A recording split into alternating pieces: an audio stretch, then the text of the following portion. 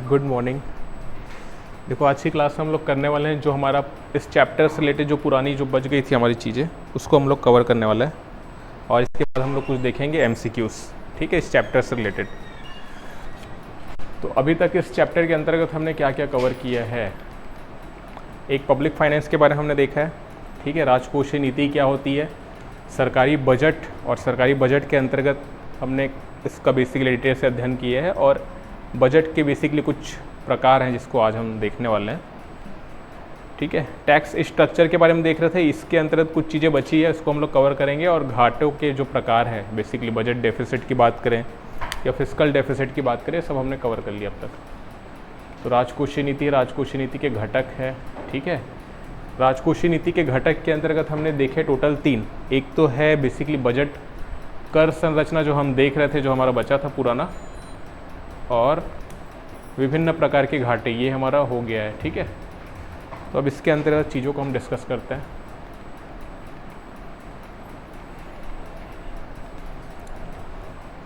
तो पहले जो बचा हुआ था उसको कवर कर लेते हैं। एक तो हमारा बचा था बेसिकली टैक्स स्ट्रक्चर में। टैक्स संरचना हम देख रहे थे, बेसिकली टैक्स स्ट्रक्चर की बात करें तो टैक्स स्ट्रक्चर में हम बेसिकली इसको क्लासीफाई कर सकते हैं 2 टाइप से। एक तो होता है डायरेक्ट टैक्स और दूसरा है इनडायरेक्ट टैक्स, ठीक है। जब कोई भी टैक्स गवर्नमेंट के द्वारा लगाया जा रहा हो, जिस व्यक्ति पर लगाया जा रहा हो, अगर उसी व्यक्ति के द्वारा कर का भुगतान करना हो तो फिर इसे हम कहते हैं डायरेक्ट टैक्स, ठीक है। जिस पर लगाया जा रहा है उसी के द्वारा भुगतान किया जा रहा हो, और अगर जिस पर लगाया जा रहा है भुगतान यानी कि कर का जो भार है उस व्यक्ति पर ना पड़े, किसी और पर पड़े, तब फिर इसे हम कहते हैं इनडायरेक्ट टैक्स। तो डायरेक्ट टैक्स की जो एग्जाम्पल में हमने पिछली जो क्लास हुई थी उसमें हमने देख लिए थे, एक तो हो गया इनकम टैक्स, ठीक है, जो डायरेक्ट टैक्स का एग्जांपल है। हर किसी की इनकम पर बेसिकली गवर्नमेंट के द्वारा लगाया जाता है, और गवर्नमेंट की बात करें तो बेसिकली सेंट्रल गवर्नमेंट के द्वारा डायरेक्ट टैक्स लगाया जाता है, ठीक है। इसके बाद जो हमने देखा था वो है निगम कर यानी कि कॉरपोरेट टैक्स। तो कॉरपोरेट टैक्स जो बेसिकली हम देख रहे हैं 1960-61 से ये टैक्स बेसिकली चालू हुआ है ना। इससे पहले हुआ करता था एक सुपर टैक्स जो बंद हो चुका है, और सुपर टैक्स बंद होने के बाद बेसिकली कंपनियों के लाभ पर जो कर लगाया जाता है, कोई भी company for example Reliance company है तो उसको जो प्रॉफिट हुआ है जो फाइनेंशियल ईयर में, उस पर सेंट्रल गवर्नमेंट जो टैक्स लगाएगी वो है कॉरपोरेट टैक्स। इसी तरह है कैपिटल गेन टैक्स जिसके बारे में हमने पुरानी क्लास में देख लिया था, पिछली क्लास में, और एक है सिक्योरिटी ट्रांजैक्शन टैक्स, ठीक है। इनडायरेक्ट टैक्स की बात करें तो एक हो गया सीमा शुल्क यानी कस्टम ड्यूटी, बेसिकली जो आयात और निर्यात किए जाते हैं सामान, ठीक है। क्योंकि हर देश की हम बात करें तो बेसिकली सेल्फ डिपेंडेंट कोई नहीं है ना। किसी न किसी देश के द्वारा बेसिकली किसी न किसी गुड्स एंड सर्विस का इंपोर्ट एक्सपोर्ट किया जाता है, तो उस पर जो टैक्स लगाया जाता है गवर्नमेंट के द्वारा उसको हम कहते हैं कस्टम ड्यूटी। और एक है goods and service tax GST, जो बेसिकली 1 जुलाई 2017 से चल रही है, ठीक है। तो बेसिकली संविधान संशोधन किया गया था, 101वां संविधान संशोधन, 101st कॉन्स्टिट्यूशनल अमेंडमेंट जो किया गया था 2016 में, जिसके जरिए बेसिकली जीएसटी व्यवस्था को चालू की गई। जो अलग अलग basically custom duty excise duty और जो वैट लगाए जाते थे उन सब को समाहित किया गया और जीएसटी की अवधारणा प्रस्तुत की गई। ये बात कर रहे हैं हम लोग बेसिकली 2016 में संविधान संशोधन किया गया और 1 जुलाई 2017 से जीएसटी लागू है, तो ये याद रखना है। तो जीएसटी बेसिकली इसके अंतर्गत 3 टाइप्स होते हैं। एक होता है सेंट्रल जीएसटी, दूसरा है स्टेट जीएसटी, और एक होता है इंटीग्रेटेड जीएसटी, ठीक है। सेंट्रल, स्टेट और इंटीग्रेटेड जीएसटी। तो ये तो बात हो गई जीएसटी। जीएसटी पे एग्जांपल किसका है? इनडायरेक्ट टैक्स का है। इसके अलावा आप बोल सकते हैं एक जो एग्जांपल है एक्साइज ड्यूटी।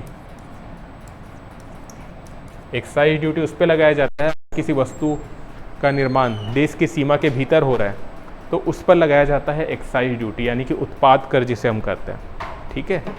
फॉर एग्जांपल जैसे लीकर हो गया यानी कि शराब की बात करें जिस पर एक्साइज ड्यूटी लगाया जाता है, या इसी प्रकार से तंबाकू के जो प्रोडक्ट्स हैं उनकी बात करें तो इन सब पे लगाया जाता है एक्साइज ड्यूटी। ये लगाया जाता है बेसिकली केंद्र सरकार के द्वारा, और फिर जब इनकी सेलिंग होती है, ठीक है, फॉर एग्जांपल लिकर की बात करें, तंबाकू की बात करें, इन सब पे एक्साइज ड्यूटी लगाया जाता है, राज्य सरकारों के द्वारा लगाया जाता है, केंद्र सरकार के द्वारा नहीं लगाया जाता। ठीक है, अन्य जो प्रोडक्ट थे उन पर लगाया जाता था केंद्र सरकार के द्वारा एक्साइज ड्यूटी, लेकिन अब वो सारे जो प्रोडक्ट्स हैं, जो गुड्स हैं, वो आ गए हैं जीएसटी के अंतर्गत। तो जो बेसिकली शराब की हम बात करें, बेसिकली लिकर की बात करें या गांजा की बात करें, ये सब जो बेसिकली गुड्स हैं इन पर एक्साइज ड्यूटी लगाया जाता है किसके द्वारा? राज्य सरकार के द्वारा। क्लियर है? इसलिए राज्य सरकार के बेसिकली इनकम का एक बड़ा सोर्स है ना, ये अभी जीएसटी में शामिल नहीं है। क्लियर? तो ये तो हम बात कर रहे हैं एक्साइज ड्यूटी या कस्टम ड्यूटी या goods and service tax. Example है इनडायरेक्ट टैक्स का, यानी अप्रत्यक्ष कर का। इसको बेसिकली जो बेसिकली भार उस पर पड़ता है कर का जो बेसिकली इसको कंजप्शन कर रहा है फाइनल, है ना, जबकि गवर्नमेंट तक इसको पहुंचाने का काम किया जाता है कंपनीज के द्वारा जो सेलिंग कर रही है इसका। तो ये तो हम बात कर रहे हैं डायरेक्ट टैक्स और इनडायरेक्ट टैक्स का। अब इसके बाद दो और चीज़ें हैं हमको समझनी है, एक तो है अधिभार जिसे हम कहते हैं सरचार्ज, और दूसरा है उपकर यानी कि सेस। ये दो चीज़ें क्या है? तो एक कंसेप्ट याद रखना है सरचार्ज और एक है सेस। हिंदी में हम इसे कहते हैं अधिभार और सेस को हम कहते हैं उपकर। क्लियर? तो अधिभार और उपकर क्या होता है? अब ये जो जीएसटी है इसके अंतर्गत जो राशि बेसिकली केंद्र सरकार को मिल रही है इसका विभाजन करना होता है राज्यों को, जीएसटी के अंतर्गत जो प्राप्त राशि है उसको। ठीक है, फॉर एग्जांपल जो 15वां वित्त आयोग बनाया गया था एनके सिंह की अध्यक्षता में, उनकी सिफारिश पे जो 41% है उसको ट्रांसफ़र किया जाता है, जो बेसिकली टोटल 100% है। तो 100% में जो 41% है जो धनराशि है उनका वितरण किया जाता है राज्य सरकारों के मध्य। ठीक है, अब फॉर एग्जांपल केंद्र सरकार को अगर पैसे की ज़्यादा रिक्वायरमेंट है तो वो कहाँ से और जो बेसिकली इनकम है अपने बढ़ा सकती है। तो दो नए कंसेप्ट आपको ध्यान में रखना है, एक तो है सरचार्ज और दूसरा है सेस। ये दोनों को लगाया जाता है केंद्र सरकार के द्वारा यानी सेंट्रल गवर्नमेंट के द्वारा। ठीक है, चाहे अधिभार की बात करें चाहे उपकर की बात करें। होता क्या है, ये सरचार्ज बेसिकली लगाया जाता है, इसको बोलते हैं हम लोग टैक्स ऑन टैक्स। ठीक है, कर पर कर लगाया जाता है एक्चुअल में। तो अधिभार की हम लोग बात अगर करें पहले, तो अगर किसी की इनकम है मान लो 50 लाख, ठीक है, जिनका इनकम ज़्यादा होता है, अगर बेसिकली जो पैसा ज़्यादा अर्न कर रहे हैं उनसे टैक्स ज़्यादा लिया जाता है। ठीक है, जो पैसा कम अर्न कर रहे हैं उनसे टैक्स कम लिया जाता है। टैक्स स्लैब है, हम लोग देखते हैं अलग अलग, है ना। तो मान लेते हैं किसी व्यक्ति की इनकम है 50 लाख रुपए, तो 50 लाख रुपए पर इनकम बेसिकली जो टैक्स दिया जा रहा है, ठीक है, मान लेते हैं कि इसकी जो टैक्स की राशि है वो है 5 लाख रुपए। अगर 5 लाख रुपए कोई टैक्स दे रहा है हर साल, तो सरचार्ज लगाया जाएगा इस टैक्स की राशि पे, इसलिए हम लोग कहते हैं टैक्स ऑन टैक्स। ठीक है, तो सरचार्ज का मतलब होता है, हिंदी में हम कहते हैं अधिभार, और इसको आसान भाषा में हम समझ सकते हैं ये कर है जो कर पर लगाया जाता है। एक तो होता है कर जो आपकी इनकम पे लगाया जाएगा, जिसको हम लोग बोलते हैं आयकर, एक एग्जाम्पल हो गया, वो आय कितनी है उस पर लगाया जा रहा है। और ये हम बात कर रहे हैं सरचार्ज की, ये जो आपकी जो आय है उस पर जो आपने कर दिया है उस पर कर लगाने का काम किया जा रहा है, इसलिए हम इसे कहते हैं टैक्स ऑन टैक्स। तो मान लेते हैं कि अगर किसी व्यक्ति का जो इनकम है 50 लाख रुपए और उसने 5 लाख रुपए टैक्स के रूप में सेंट्रल गवर्नमेंट को दिया है अपने इनकम टैक्स के रूप में। ठीक है, तो इस जो इनकम है यानी कि जो बेसिकली इनकम टैक्स की बात करें 5 लाख, इस पर टैक्स लगाया जाएगा गवर्नमेंट के द्वारा, उसे हम कहेंगे सरचार्ज। तो 5 लाख रुपए पर अगर मान लो 10% लगाया गया सरचार्ज, तो ये हो जाएगा 50,000, 50K। तो 50,000 रुपये एक्स्ट्रा देने होंगे जिस व्यक्ति की इनकम ऑलरेडी 50 लाख है, 5 लाख उसने ऑलरेडी टैक्स के रूप में दे दिया है, बट टैक्स पे भी टैक्स लगा जिसे हम कह रहे हैं सरचार्ज, और उसके अंतर्गत हम देख रहे हैं कि 50,000 रुपये एक्स्ट्रा देने पड़े केंद्र सरकार को व्यक्ति के द्वारा। ठीक है, तो ये बेसिकली केंद्र सरकार को जब धन की आवश्यकता होती है तो ये सेस और सरचार्ज है ना, ये दोनों बेसिकली लगाए जाते हैं सेंट्रल गवर्नमेंट के द्वारा। अब इसको लगाने का पर्पस ये है कि जीएसटी के अंतर्गत जो प्राप्त राशि है उसका तो सरकार को विभाजन करना होता है, बेसिकली वितरण करना होता है, बंटवारा करना होता है राज्यों के मध्य। लेकिन ये जो सरचार्ज और सेस इसको लगाने का काम भी केंद्र सरकार के द्वारा किया जा रहा है, और यहाँ से जो राशि प्राप्त होगी केंद्र सरकार को, इसका वो विभाजन बेसिकली राज्यों में वितरण करने के लिए बाध्य नहीं है। ठीक है, तो ये तो बेसिकली सेंट्रल गवर्नमेंट का ही इनकम है, इसलिए सेंट्रल गवर्नमेंट के द्वारा सेस और सरचार्ज लगाया जाता है। सरचार्ज की हम लोग बात करें, सरचार्ज केवल डायरेक्ट टैक्स पर ही लगाया जाता है। डायरेक्ट टैक्स बोलने का मतलब है इनकम टैक्स हो गया या कैपिटल गेन टैक्स हो गया, कॉरपोरेट टैक्स हो गया। ठीक है, केवल इन्हीं पर लगाया जाता है, हम बात कर रहे हैं सरचार्ज की। जबकि सेस की अगर बात करें, यानी उपकर की बात करें, तो ये डायरेक्ट और इनडायरेक्ट दोनों प्रकार के करों में लगाया जा सकता है। सेस और सरचार्ज में डिफरेंस क्या है? एक तो बेसिक जो डिफरेंस है वो ये है, पहली बात, दोनों जो टैक्स है वो लगाया जा रहा है केंद्र सरकार के द्वारा, नहीं है सेंट्रल गवर्नमेंट के द्वारा, है ना। तो अधिभार को हमने समझा कि ये डायरेक्ट टैक्स पर लगाया जा रहा है केवल, जबकि सेस में हम यानी उपकर में देख रहे हैं कि डायरेक्ट और इनडायरेक्ट दोनों ही प्रकार के कर में लगाए जा सकते हैं। बट सेस सरचार्ज से अलग कैसे है? सेस पर जो बेसिकली पैसा, बेसिकली जो इनकम होती है गवर्नमेंट को सेस के थ्रू अगर हम बात करें, तो ये किसी स्पेसिफिक पर्पस के लिए ही होती है। ठीक है, कोई विशेष उद्देश्य होगा जिसकी पूर्ति के लिए सरकार को धन की कमी है और उसके लिए बेसिकली सरकार लगाएगी सेस। तो सेस में कभी भी उसके पर्पस का नाम लिखा रहता है। फॉर एग्जांपल, एक जो सेस चल रहा था जो अभी के टाइम पे बंद हो चुका है, वो है एक स्वच्छ भारत सेस चल रहा था। ठीक है, या स्वच्छ भारत, इसको हिंदी में लिखेंगे अगर तो लिख सकते हैं स्वच्छ भारत उपकर। ठीक है, तो ये डायरेक्ट टैक्स और इनडायरेक्ट टैक्स दोनों प्रकार के टैक्स में लगाया जा सकता है। स्वच्छ भारत उपकर जैसे मान लेते हैं कि ये शायद चल रहा था 0.5% लगाया जा रहा था डायरेक्ट और इनडायरेक्ट टैक्स पे। तो स्वच्छ भारत उपकर से यानी स्वच्छ भारत सेस से जो धनराशि प्राप्त हो रही है गवर्नमेंट को, कौन सी गवर्नमेंट? सेंट्रल गवर्नमेंट को, वो धनराशि को वो इसी फील्ड में ही यूज़ कर सकते हैं, इसी फील्ड में खर्च कर सकते हैं, यानी कि केवल स्वच्छ भारत का जो मिशन है उसी पे खर्च किया जा सकता है। इसी प्रकार से एक सेस लगाया जाता है गवर्नमेंट के द्वारा शिक्षा उपकर,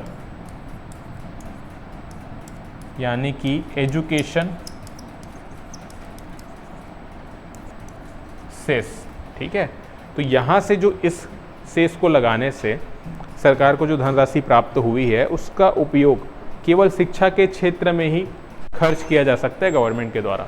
जबकि अधिभार में क्या होता है? अधिभार में होता ये है कि गवर्नमेंट को जो पैसा मिला है वो किसी भी क्षेत्र में, किसी भी फील्ड में खर्च कर सकती है, लेकिन सेस में जिस फील्ड के लिए सेस वसूला गया है गवर्नमेंट के द्वारा, केवल उसी फील्ड में ही सरकार उस धन को खर्च कर सकती है। तो ये बेसिकली एग्जाम्पल है सरचार्ज और सेस का। ठीक है, सरचार्ज को हम कहते हैं अधिभार और सेस को कहते हैं उपकर। दोनों लगाए जाते हैं केंद्र सरकार के द्वारा। ठीक है, सरचार्ज का बेसिकली पर्पस ये होता है कि वहाँ से जो धन की वसूली होती है, गवर्नमेंट को जो पैसा इनकम होता है वो किसी भी क्षेत्र में वो खर्च कर सकती है, जबकि सेस में ऐसा नहीं होता। सेस में जिस फील्ड के लिए सेस लगाया गया, जैसे स्वच्छ भारत के लिए लगाया गया, तो जो पैसा प्राप्त हुआ केंद्र सरकार को केवल स्वच्छ भारत के लिए ही खर्च कर सकती है। इसी प्रकार से एजुकेशन पे जो सेस लगाया जाता है एजुकेशन के लिए, तो एजुकेशन फील्ड में ही इसका उपयोग किया जा सकता है। ठीक है, तो ये तो बात हमने की अधिभार और उपकर के बारे में। इसके बाद इस चैप्टर के अंतर्गत जो चीज़ हमारी बच गई थी वो है बजट के प्रकार। ठीक है, तो बजट के कौन कौन से प्रकार है, जहाँ से डायरेक्ट फैक्चुअल क्वेश्चन आ जाते हैं। ये लास्ट टॉपिक है इस चैप्टर के अंतर्गत। तो बजट के प्रकार की हम बात करें तो टोटल 5 प्रकार हमको मिलेंगे, है ना। एक समान मद बजट, यानी कि लाइन आइटम बजट जिसे हम कहते हैं इंग्लिश में। ठीक है, इसके बाद है निष्पादन बजट, यानी कि परफॉर्मेंस बजट।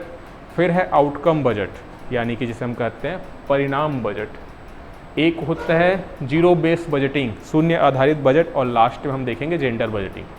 ठीक है, तो इसके अंतर्गत हमको क्या क्या देखना है। लाइन आइटम बजट क्या होता है? ये जो बेसिकली पारंपरिक जो बजट हमारा होता है उसी की बात की जा रही है। बजट में हम देखते हैं कि एक पक्ष होता है आय का, गवर्नमेंट की इनकम कितनी है, और एक व्यय यानी कि गवर्नमेंट का एक्सपेंडिचर कितना है, किन किन क्षेत्रों में गवर्नमेंट को खर्च करना है। ठीक है, तो लाइन आइटम बजट में क्या होता है? लाइन आइटम बजट में बेसिकली गवर्नमेंट किन किन क्षेत्रों में पैसा खर्च कर रही है और कितना खर्च कर रही है उसकी बेसिकली एक पूरी लिस्ट दी जाती है। ठीक है, फॉर एग्ज़ाम्पल अगर रेलवे के क्षेत्र में खर्च किया जाना है तो कहाँ कितना पैसा देना है, जो बेसिकली पेंशन है या सैलरीज है कर्मचारियों की उसमें कितना पैसा खर्च होना है, इसके बारे में बेसिकली बात की जाएगी किसमें, लाइन आइटम बजट में। लेकिन इसका जो सबसे बड़ी खामी है वो क्या है, यहाँ पे सार्वजनिक हमने व्यय तो कर दिया है ना, अलग अलग क्षेत्र में खर्च तो कर दिए, लेकिन उससे परिणाम कितना प्राप्त हुआ है, आउटकम क्या प्राप्त हुआ है, उपलब्धियाँ कितनी प्राप्त हुई है, ये ज्ञात नहीं होता है, पता नहीं चलता। बस पैसा खर्च तो कर रहे हैं लेकिन आउटकम क्या हो रहा है ये हमको पता नहीं चलता।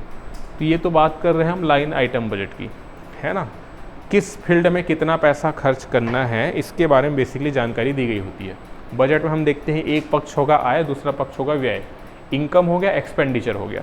एक्सपेंडिचर में भी हम देख रहे हैं कि किन किन क्षेत्रों में खर्च करना है इसके बारे में जानकारी तो रहेगी इसमें, लेकिन इस खर्च करने से क्या आउटकम प्राप्त हुआ, क्या परिणाम प्राप्त हुआ, इस बात की हमको जानकारी नहीं मिलती।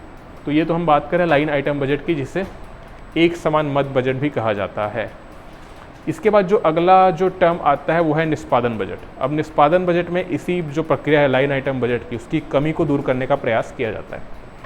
लाइन आइटम बजट में हमने देखा कि खर्च तो किया गया लेकिन उस खर्च से कितना आउटकम प्राप्त हो ये पता नहीं चला, परफॉर्मेंस क्या खो रहा है इस खर्च को करने से ये पता नहीं चला।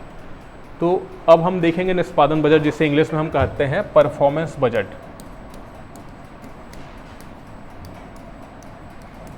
ठीक है, तो परफॉर्मेंस बजट में क्या होता है, इसकी बात अगर हम लोग करें तो 1975-76 के वर्ष से, है ना, निष्पादन बजट की शुरुआत हुई है। यानी परफॉर्मेंस बजट की शुरुआत अगर कब से हुई, एग्जाम में अगर कभी फैक्चुअल क्वेश्चन आ जाए तो याद रखना 1975-76। और इसमें किया क्या जा रहा है, एक समान मद बजट के जस्ट उल्टा होता है। ये एक समान मद बजट में हम लोग देख रहे थे कि उसमें पता नहीं चल रहा है कि खर्च करने से कितना आउटकम प्राप्त हो रहा है, लेकिन यहाँ पे निष्पादन बजट से क्या पता चलता है कि क्या टारगेट है, क्या उद्देश्य है खर्च करने के पीछे, है ना, इसके बारे में हमको पता चलता है। क्लियर है। तो बेसिकली परफॉर्मेंस, जैसा इसके नाम से समझ आ रहा है, निष्पादन बजट या इंग्लिश में क्या है परफॉर्मेंस बजट, इससे हमें पता यही चलता है कि खर्च हम कर रहे हैं तो उससे हम अपेक्षा क्या कर रहे हैं, उम्मीद क्या कर रहे हैं। क्लियर है। तो इस बात का संकेत देता है कि खर्च की गई निधियों से परिणामों और अंततः आउटकम प्राप्त होने की किस प्रकार की उम्मीद है। जो पैसा खर्च किया जा रहा है, जो व्यय किया जा रहा है गवर्नमेंट के द्वारा, उससे क्या परिणाम प्राप्त हो सकते हैं फ्यूचर में, इसकी बेसिकली बात की जाती है निष्पादन बजट में। ठीक है।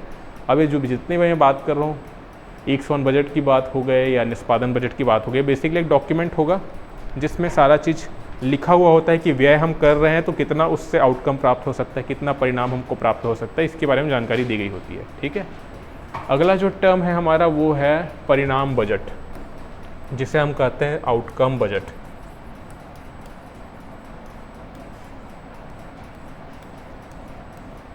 तो सबसे पहले हमने देखा था लाइन आइटम बजट, फिर हमने देखा निष्पादन बजट यानी कि परफॉर्मेंस बजट, और फिर उसके बाद हम देख रहे हैं परिणाम बजट, जिसे हम कहते हैं आउटकम बजट। आउटकम बजट की अगर बात करें तो ये क्या बजट है, इसमें सरकार के विभिन्न विकासात्मक कार्यक्रमों के परिणामों को प्रस्तुत किया जाता है।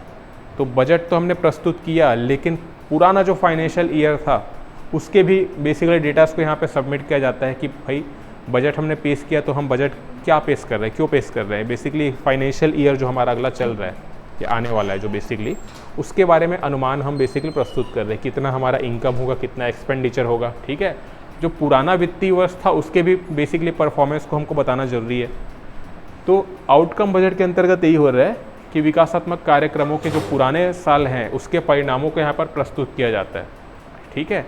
जैसे फॉर एग्जांपल 2025 के लिए अगर बजट लाया गया, ठीक है, तो ये 1 अप्रैल से लेकर 31 मार्च 2026 के लिए ये पूरा डेटा रहेगा बजट का, कि इस फाइनेंशियल ईयर में 1 अप्रैल से लेकर 31 मार्च तक जो भी खर्चे होंगे उसके बारे में बताया जाएगा। लेकिन इसका जो पुराना फाइनेंशियल ईयर था, यानी 2024-25 की बात करें, तो उससे रिलेटेड जो खर्च किए गए हैं गवर्नमेंट के द्वारा, उससे क्या क्या परिणाम प्रस्तुत बेसिकली गवर्नमेंट ने अचीव की है, उसको बेसिकली प्रस्तुत किया जाता है सदन में, जिसे हम कहते हैं परिणाम बजट। ठीक है। यानी कि बेसिकली आउटकम बजट की हम बात कर रहे हैं। तो ये एक रिपोर्ट कार्ड होता है बेसिकली हम बात करें तो, है ना। और इसकी शुरुआत हम लोग बोले अगर तो 2005 से, डेट की अगर बात करें तो 25 अगस्त बट ईयर ज़्यादा इंपॉर्टेंट है। 2005 से बेसिकली इसकी शुरुआत की गई, और जो पुराना हमने देखा था निष्पादन बजट के बारे में, निष्पादन बजट और परिणाम बजट दोनों को मर्ज कर दिया गया 2007-08 से, ठीक है, और दोनों को मिलाकर प्रस्तुत किया जाने लगा 2007-08 से। शुरुआत इसकी हुई थी 2005 में, बात कर रहे हैं हम लोग परिणाम बजट की, और परिणाम बजट और निष्पादन बजट यानी कि आउटकम बजट और परफॉर्मेंस बजट दोनों को ही मर्ज करके 2007-08 से एक नया बजट पेश किया गया बेसिकली, ठीक है, एक मिला जुला दस्तावेज जिसमें परिणाम की ही बात की जा रही है और परफॉर्मेंस की ही बात की जा रही है। तो ये तो हमने बात की परिणाम बजट क्या होता है। इसके बाद जो एक बजटिंग टर्म हम देखते हैं, बजट का जो अगला प्रकार है वो है शून्य आधारित बजट। शून्य आधारित बजट में बेसिकली क्या किया जा रहा है, फॉर एग्जांपल 2024-25 फाइनेंशियल ईयर के लिए बजट पेश किया गया, ठीक है, तो 2023-24 के डेटा को भी ध्यान में रखा जाता है बजट को पेश करते हो कि 2023-24 में अगर रेलवे में कितना खर्च हुआ है उस आधार पे हम लोग तय करें कि 2024-25 में कितना खर्च करना है, ठीक है। लेकिन शून्य आधारित बजट में क्या हो रहा है, शून्य आधारित बजट में जो पुराना जो फाइनेंशियल ईयर है इसको हम लोग बेसिकली कंसिडर नहीं करते। जिस बजट का निर्माण हम कर रहे हैं नए फाइनेंशियल ईयर के लिए, नए वित्तीय वर्ष के लिए, उसमें पुराने वर्ष के जो बजट है उनको हम आधार में नहीं रखते, कितना इनकम हुआ था, कितना खर्च हुआ था। बिल्कुल नए सिरे से जब हम बजट बनाते हैं नए फाइनेंशियल ईयर के लिए, उसे हम कहते हैं शून्य आधारित बजट या शून्य आधार बजट, ठीक है। इसकी अगर बात करें शुरुआत की तो 1970 के दशक से इसकी शुरुआत हुई थी, है ना, और बेसिकली बात करें तो 1987-88 का जो बेसिकली आम बजट है तब से इस अवधारणा को गवर्नमेंट के द्वारा अपनाया जाने लगा 1987-88 के साथ, ठीक है। तो जीरो बेस बजट, अभी वर्तमान में जो बजट हम देखते हैं वो भी एक प्रकार का जीरो बेस बजटिंग होता है, जिसमें जो खर्च किए जा रहे हैं गवर्नमेंट के द्वारा उसमें पुराने वर्ष के खर्चों को ध्यान में नहीं रखा जाता है। नए सिरे से बेसिकली पूरा स्ट्रक्चर तैयार किया जाता है कि कितना इनकम होगा और कितना एक्सपेंडिचर होगा, ठीक है। और लास्ट जो इसके अंतर्गत हम देखते हैं बजट के प्रकार वो है जेंडर बजटिंग। तो जेंडर बजटिंग बेसिकली इसकी अवधारणा की हम बात करें तो ये 2005-06 के वित्तीय वर्ष से इसकी शुरुआत हुई थी। इसको शुरुआत करने का मुख्य उद्देश्य यही था कि बेसिकली महिलाओं की स्थिति को सुधारा जा सके, ठीक है, समाज में उनका विकास और तेज़ी से किया जा सके, और इसके लिए इस सेक्टर में बेसिकली इनके विकास के लिए जब तक हम एक्सपेंडिचर नहीं करेंगे, खर्च नहीं करेंगे, तो ये तो पॉसिबल है नहीं, ठीक है। तो इस कारण से जेंडर बजटिंग का कंसेप्ट लाया गया। पहली बार इस कंसेप्ट को लाया गया था ऑस्ट्रेलिया में 1982 में, और इसके बाद इस सिस्टम को अपनाया गया भारत सरकार के द्वारा, ठीक है। तो ऐसा बजट है जिसमें संसाधनों एवं कार्यों का आवंटन लिंग के आधार पर किया जाता है, ठीक है, और इसके माध्यम से ये ज्ञात किया जाता है कि सार्वजनिक जो व्यय किया जा रहा है गवर्नमेंट के द्वारा, इसका कितना % जो व्यय है वो स्त्रियों के लिए और बच्चों के लिए खर्च किया गया है। कौन कौन सी कल्याणकारी योजनाएं चलाई गई है, चाहे वो महिलाओं से रिलेटेड हो, चाहे वो बच्चों से रिलेटेड हो, ठीक है, और उस पर कितना खर्च हुआ है, इसका हम पता करते हैं जेंडर बजटिंग के आधार पर। क्लियर है? तो ये है जेंडर बजटिंग।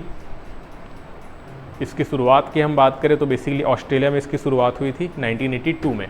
इंडिया में बात करें तो 2005-06 के फाइनेंशियल ईयर से सिस्टम को बेसिकली इंडिया में अपनाया गया। तो ये जो 5 हमने टाइप देखे ये है बजट के प्रकार। डायरेक्ट यहाँ से फैक्चुअल क्वेश्चन आ जाते हैं, ठीक है, क्या होता है क्या नहीं होता। तो एक अनुमत बजट हो गया, निष्पादन बजट हो गया, आउटकम, जीरो बेस बजटिंग, और एक है जेंडर बजटिंग, ठीक है। तो इस चैप्टर के अंतर्गत यही सारी बातें थी जो हमें डिस्कस करनी थी। कर संरचना, आज की क्लास में हमने देखा है बेसिकली कर संरचना के बारे में। कर संरचना में बेसिकली हम अधिभार और उपकर यानी सरचार्ज और शेष के बारे में हमने जाना, और इसके बाद जो बजट के जो कुछ टाइप्स बचे थे, है ना, ये टोटल 5 टाइप्स हमने देखे। बाकी इस चैप्टर के अंतर्गत जितनी सारी चीज़ें थी वो हमने कवर कर चुके हैं। तो विभिन्न प्रकार के घाटे हमने देखे थे। डेफिसिट की बात करें तो, ठीक है, बजट डेफिसिट, राजस्व, यहाँ से बेसिकली एग्जाम में ज़्यादा क्वेश्चन आते हैं, अलग अलग प्रकार के घाटे। तो ये सब हम कवर कर चुके हैं। और इसके अलावा जो टैक्स का स्ट्रक्चर है, कौन कौन सा कर, यहाँ से डायरेक्ट एग्जाम में क्वेश्चन आता है कि कौन सा कर प्रत्यक्ष कर है, कौन सा अप्रत्यक्ष कर है, इस प्रकार के क्वेश्चन एग्जाम में डायरेक्टली पूछ लिए जाते हैं। बजट के प्रकार के बारे में हमने देखा, प्लस जो सबसे इम्पॉर्टेंट चीज़ थी वो है सार्वजनिक आय और सार्वजनिक व्यय, जिसके अंतर्गत हमने राजस्व बजट यानी रेवेन्यू बजट और कैपिटल बजट को समझा था डिटेल से, ठीक है। यहाँ पे जो अलग अलग बेसिकली इनकम और एक्सपेंडिचर है, यहाँ से डायरेक्ट पूछा जाता है कि वो किसके अंतर्गत है, रेवेन्यू बजट के अंतर्गत कौन सा है, कौन सा कैपिटल बजट के अंतर्गत है। ठीक है, तो इन सारी चीज़ों को हमने डिस्कस कर लिया पुरानी क्लास में। तो यहाँ से एग्ज़ाम में डायरेक्ट कंसेप्ट वाले क्वेश्चन बनते हैं। क्लियर है। इसके अलावा हमने सरकार की निधियों के बारे में देखा था इस चैप्टर में। बेसिकली 3 प्रकार के फंड हैं, गवर्नमेंट के बोल सकते हैं कि खजाने हैं, जहाँ पे बेसिकली पैसा स्टोर होता है, यहीं से पैसा खर्च किया जाता है। ठीक है, संचित निधि, लोकलेखा निधि और आकस्मिक निधि, जिसके बारे में आर्टिकल 266(1), 266(2) और 267 में बताया गया है संविधान के। ठीक है, बजट से संबंधित प्रमुख बातों में हमने ये देखा था बजट तैयार कौन करता है। तो बजट तैयार किया जाता है डिपार्टमेंट ऑफ इकोनॉमिक अफेयर्स के द्वारा। ठीक है, ये वित्त मंत्रालय यानी फाइनेंस मिनिस्ट्री के अंतर्गत एक विभाग है। और बजट प्रस्तुत करने की जो प्रक्रिया है वो भी हमने देखी थी कि बेसिकली लोकसभा में पेश किया जाएगा, फिर राज्यसभा में, तो राष्ट्रपति की अनुमति अनिवार्य होती है। ये सब इंडियन पॉलिटी के अंतर्गत चीज़ आ जाती है। तो ये सब हमने डिस्कस किया था। इसके अंतर्गत संवैधानिक प्रावधान की बात करें तो आर्टिकल आप याद रख लेना, आर्टिकल 112 अगर केंद्र सरकार की बात करें तो, और सेम राज्य सरकार भी बजट अपना प्रस्तुत करती है जो आर्टिकल 202 के अंतर्गत होता है। ठीक है, और भारत में बजटिंग का जो संक्षिप्त इतिहास है वो हमने डिस्कस किया था पुरानी जो क्लास है उसमें। बजट होता क्या है ये सब डिस्कस कर चुके हैं। तो इस चैप्टर के अंतर्गत जितनी सारी चीज़ें थी सिलेबस के अकॉर्डिंग वो सब हमने कवर कर लिया। ठीक है,